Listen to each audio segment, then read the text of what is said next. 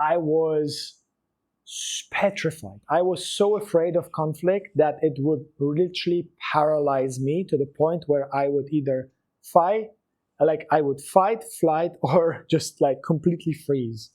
And, and that I was in very unregulated nervous system because I've had a lot of conflict in my family, and that showed in my patterns in relationships as well.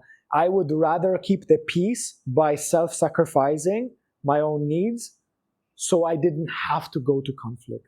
It was the kryptonite to the Superman for me. And later on in my life, it caused the most problems was exactly this, where I was avoiding conflict and selling myself short. So the biggest breakthrough for me in my all relationships through my life was when I started working on conflict. And this was like just eureka for me, where I realized this was the missing puzzle, this was the missing piece of how I can literally relate to everyone in my life, including myself, because I've had a lot of internal conflict as a people pleaser, because on one side I wanted to be loved and appreciated, but on the other side, to receive that, I needed to put on a mask and then forego and self-sacrifice. And that's already your internal conflict, which I didn't know how to deal with. So I would start with that, where anyone who has issues with conflict and is afraid of conflict, I would say that one thing that they could do is see what internal conflict they have in themselves, to see how they can alchemize that and work on their shadows and the conflicts that they have within, to be able to then step into the conflicts and outside, with their family, with their spouse, with their friends, with their colleagues in work.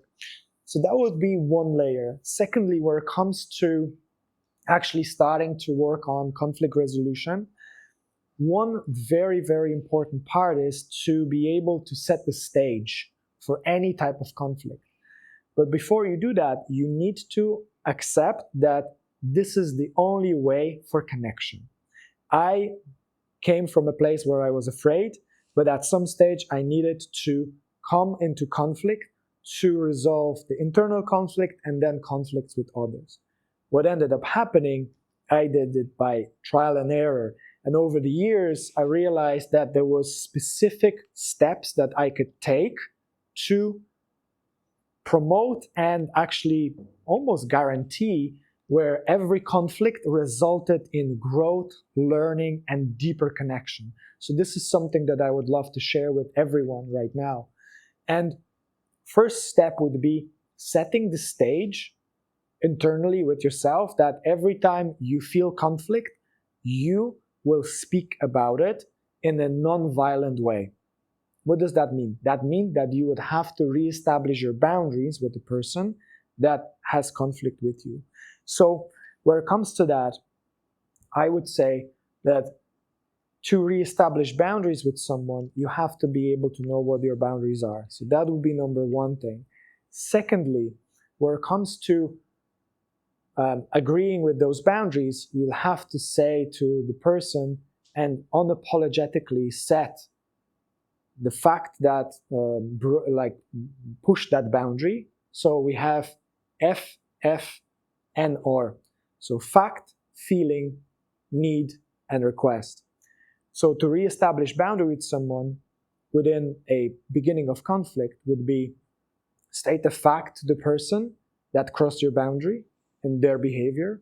Then secondly, state and share the feelings that whatever they did made you feel. Then next, align yourself with what you need in their behavior to change. So, and how you want to feel where it comes to the situation in the future. And lastly, request from them specific change that would guarantee that you don't feel those negative emotions and your boundaries being crossed. So these 4 steps, F, F, and or. Fact, feeling, need, and request. And when you're able to share the boundaries, that's number one skill to have to enter to any conflict.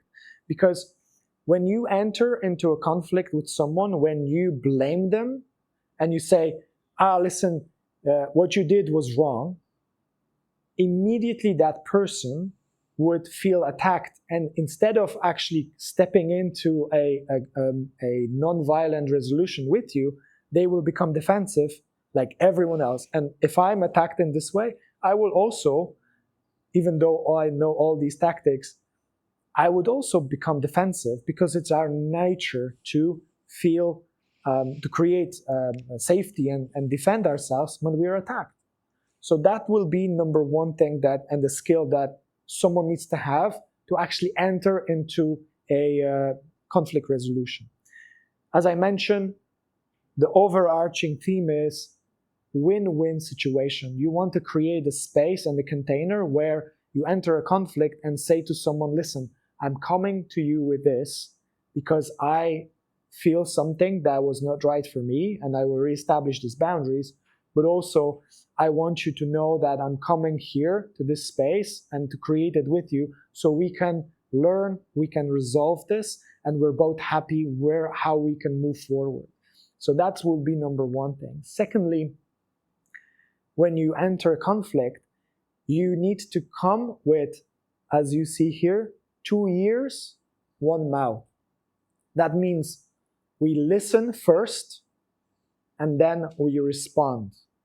And we respond, but firstly, by reiterating to the person what we have heard from them.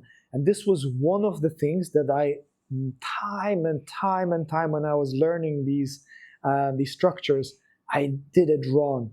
I was listening not to respond and to understand. I was listening, and at the same time, already in my mind, I was formulating what I would say. What would be my point to win, this little mini battle, right?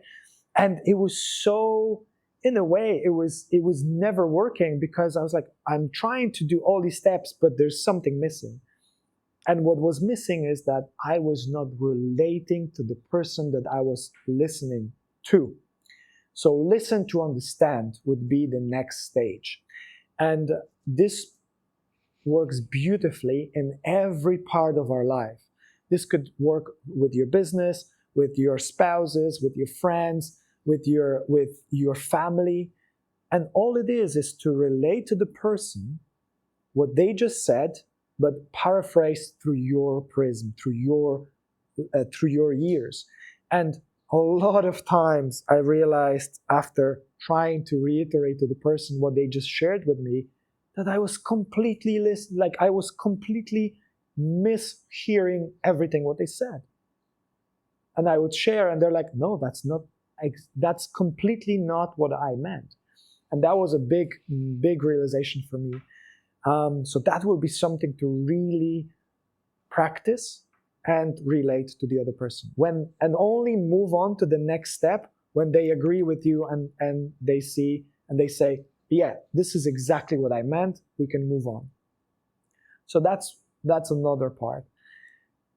When you then share, you can share through the same method that I just shared. So fact, feeling, need, and request. And when it comes to that conflict, then within that mutual sharing and listening and responding, what will end up happening, you will level the playing field. Because most conflicts do not get resolved because this alignment is not done. So by listening and understanding, you bring yourself to the same level as the person that is sharing with you. And then you share and they bring themselves to the same level. So when you're at the same level of understanding, this is the only place where you can start repairing the actual conflict, what happened. And to repair